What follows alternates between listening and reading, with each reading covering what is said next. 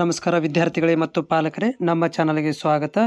ಯಾರೆಲ್ಲ ಅಭ್ಯರ್ಥಿಗಳು ಮೊರಾರ್ಜಿ ದೇಸಾಯಿಯ 4ನೇ ಸುತ್ತಿನ ಒಂದು ಕೌನ್ಸಿಲಿಂಗ್ ಪ್ರಕ್ರಿಯೆಗೆ ಕಾಯ್ತಾ ಇದ್ದೀರಿ, ಸೊ ಅದಕ್ಕೆ ಸಂಬಂಧಿಸಿದಂಥ ಒಂದು ಮೆರಿಟ್ ಪಟ್ಟಿಯನ್ನು ಅಥವಾ ಸೆಲೆಕ್ಷನ್ ಲಿಸ್ಟನ್ನು ಆಫಿಷಿಯಲಿ ಕೆಇದವರು ಇವಾಗ ಜಸ್ಟ್ ಅಪ್ಡೇಟ್ ಮಾಡ್ತಾ ಇದ್ದಾರೆ.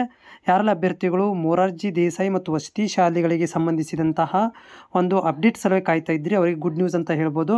ಇಲ್ಲಿ ನೋಡ್ತಾ ಇದ್ದೀರಿ, ನಾನು ನಿಮಗೆ ನೇರವಾಗಿ ಎದರ ಮುಖಾಂತರಪ್ಪ ಅಂದರೆ ಸ್ಕ್ರೀನ್ಶಾಟ್ ಮುಖಾಂತರ ತೋರಿಸ್ತಾ ಇದ್ದೇನೆ. ಇಲ್ಲಿ ನೋಡ್ತಾ ಇದ್ದೀರಿ 4ನೇ ಸುತ್ತಿನ ಸೀಟು ಹಂಚಿಕೆ 6/6/2025 ಅಂತ ತೋರಿಸ್ತಾ ಇದೆ. ಸೊ ಇಲ್ಲಿ ಸದ್ಯಕ್ಕೆ ಓಪನ್ ಆಗ್ತಾ ಇಲ್ಲ, ಬಟ್ ಇನ್ನು ಸ್ವಲ್ಪ ಕಾಲಾವಕಾಶ ಬೇಕಾಗುತ್ತೆ ಈ ಒಂದು ಮೆರಿಟ್ ಪಟ್ಟಿ ಓಪನ್ ಆಗಲಿಕ್ಕೆ. ಸೊ ಯಾಕಂತಂದರೆ ಇವಾಗ ಜಸ್ಟ್ ಇದು ಅಪ್ಡೇಟ್ ಆಗ್ತಾ ಇರುವುದರಿಂದ ಇದು ಓಪನ್ ಆಗ್ತಾ ಇಲ್ಲ. ನೋಡಿ, ಕ್ಲಿಕ್ ಮಾಡಿದರೂ ಕೂಡ ಓಪನ್ ಆಗ್ತಾ ಇಲ್ಲ.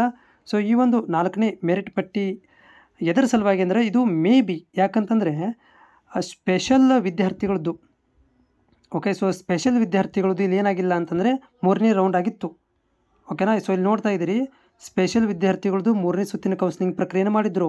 ಇದು ಇನ್ನೂ ಕನ್ಫರ್ಮ್ ಆಗಬೇಕಾಗಿದೆ.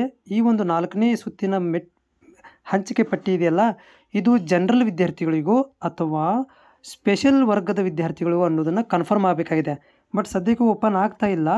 ಯಾಕಂತಂದರೆ ನಾವು ಹಿಂದಿನ ಒಂದು ಇದರಲ್ಲಿ ನೋಡೋದಾದರೆ ಸೊ 2ನೇ ಸುತ್ತಿಂದು ಜನರಲ್ ವಿದ್ಯಾರ್ಥಿಗಳಿಗೆ ಜಸ್ಟ್ ಏನಾಗಿತ್ತು ಅಂತಂದರೆ ಕ್ರೈಸ್ ವತಿಯಿಂದ 2ನೇ ಸುತ್ತಿನ ಪಟ್ಟಿಯನ್ನು ಮಾತ್ರ ಬಿಡುಗಡೆ ಮಾಡಿದರು, ಹೌದಾ.